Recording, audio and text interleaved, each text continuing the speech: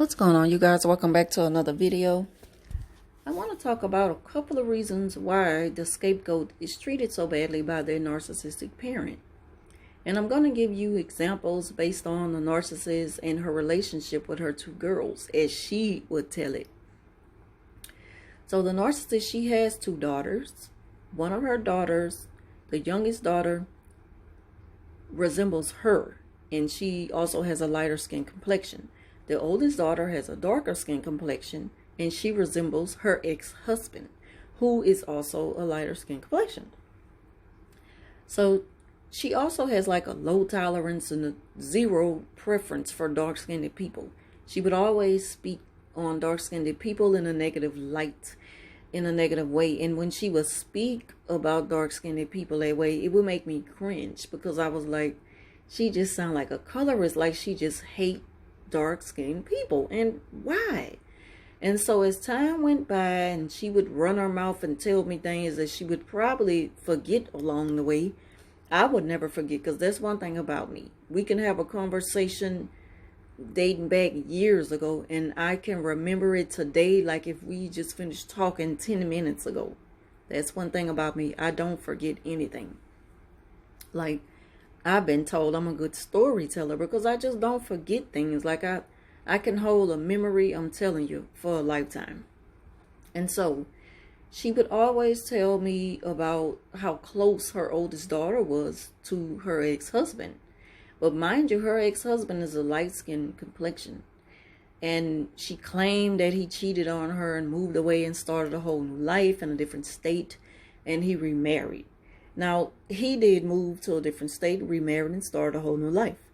Now, the thing about him cheating on her, I don't believe that for 1 minute. If anything, you know, with narcissists, they lie a lot. They're going to always make themselves look innocent in a situation and look like a victim. So if anything, she cheated on him, and he had enough of it, and he left her. And even if she didn't cheat on him, she abused him. And he just couldn't take it anymore, so he left her. And so they went to court. They were rewarded joint custody. And when they got joint custody, he would have the children during the summertime months in a different state, and she hated it. So she felt like she had lost the game not once but twice. That was 2 strikes against the narcissist. And, you know, they hate to lose. They hate to let go. They hate to lose. They refuse to lose. So it was like she had lost not 1 but 2 good sources of supply. The first one was her husband, and the second was her child. So where she felt like she was rewarded, and she would tell this story. I mean, it was just, she was so repetitive. She would tell me this story like 1,000 times. And like I say, you can tell me something once and I'll never forget it. But she would tell me this so many times. She would say that when we went to court, the judge rewarded her child support money. And when the judge told her how much the child support money was, she was jumping for joy. And she was like, oh, he can have them. He can have full custody. And I'm like, so all you seen was dollar signs and you forgot all about your kids. And that's where her relationship with her kids different from me and mine's, because me and my, like, no amount of money can change the bond that I have with my kids. It's like no matter how old they get, we're going to always have that close-knit relationship.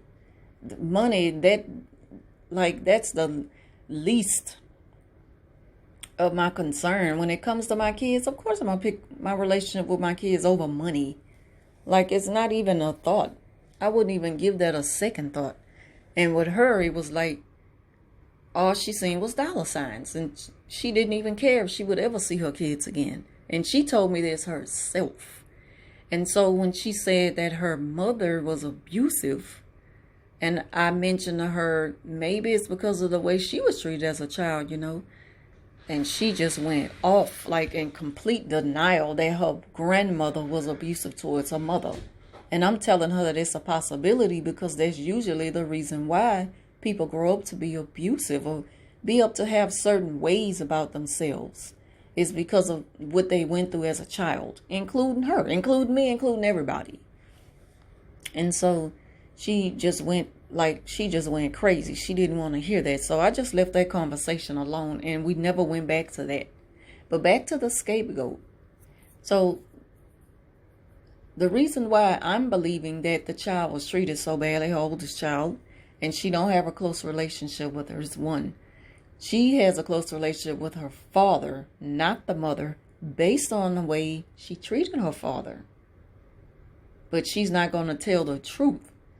And for some reason, the oldest child is closest to the father because she probably treated her the same way she treated the father. That's reason number 2. And then the third reason why she treated her badly is because of her skin complexion. Because she has a darker skin complexion. And like I say, she prefers light-skinned people to deal with more than dark-skinned people. Like she automatically, her antennas go off. She automatically has this hate for you before she can even get to know who you are as a person. She already put up this, she's just already come to the conclusion that you're just a no good person because of the color of your skin. So she's a colorist. And she has very hateful ways, and she's stuck in those ways. And like I say, it will make me cringe the way she would speak so negative of dark-skinned people. When we would talk about guys and relationships, it was like 0 chance that she would give a darker-skinned guy a chance to take her out on a date. And I'm like, what about if he treats you well? Like, focus on how he treats you, not the way he look. And she just wasn't trying to hear it. And so when I first met her mother, I noticed that her mother was dark-skinned. So her mother has dark skin. Her oldest daughter has dark skin. And so her oldest daughter and her mother are close.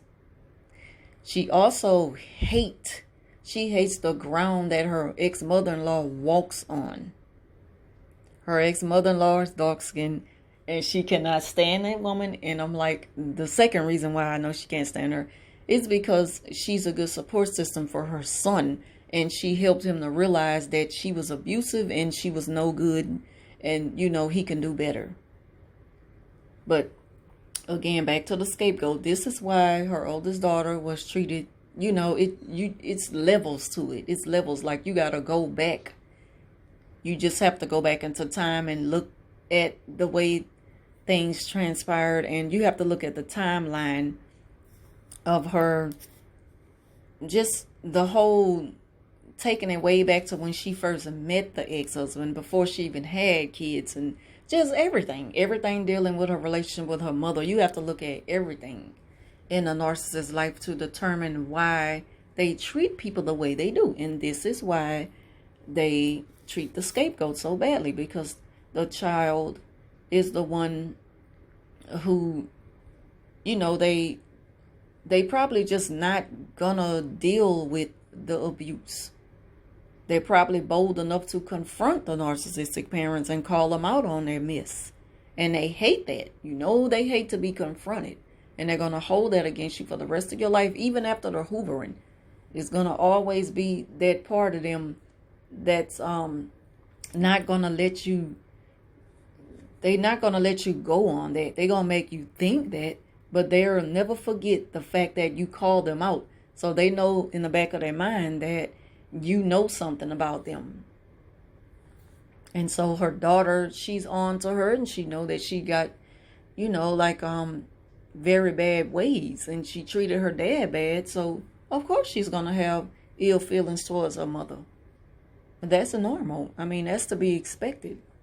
Whereas her youngest daughter, she doesn't treat her that way. Her youngest daughter is like, she's easily manipulated. And I noticed that by the way I seen them in the way they are in each other's company. It's like I see how she play mind games with her daughter. I noticed it with her daughter before I realized she was doing it to me. And so those are the 3 reasons why the scapegoat is treated so badly. So if y'all like this video, please leave your comments down below. And thank y'all for watching, and I'll talk to you soon.